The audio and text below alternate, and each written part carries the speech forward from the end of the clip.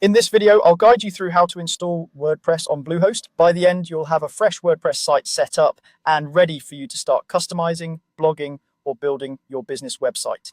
I'll go slowly and explain what you're seeing on screen so you can follow along even if this is your very first time using Bluehost or WordPress. First, log into your Bluehost account using your normal login details. Once you're on the main dashboard, look over to the left-hand side of the screen. You'll see a vertical menu with several options. Find the option labeled Websites. This is where Bluehost keeps all the tools related to the sites on your account. Go ahead and click on Websites. After you click, you'll be taken to the Websites area. If you already have sites on your account, they'll be listed here. If this is a brand new account, this page might look fairly empty, and that's completely fine. What you're looking for now is the button that lets you create a new site. Depending on the version of the Bluehost interface you're seeing, this might be labeled Add Site or Create Site.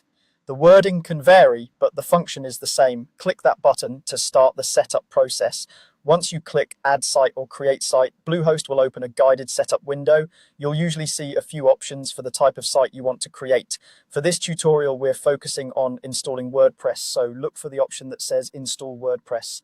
This tells Bluehost you want a standard WordPress installation without any extra website builders or complicated configurations. Select Install WordPress to move on.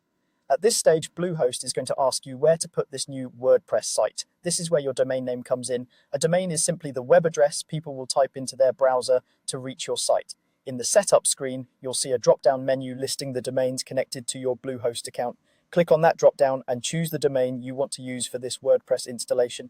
If your domain is brand new, it might take a moment or two to appear in the list, so don't worry if you need to refresh the page once. Just make sure you pick the correct domain, especially if you manage more than one.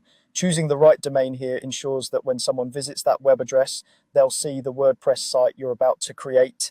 After you've selected your domain, Bluehost will usually handle the rest of the technical steps for you, such as creating a database and linking everything together.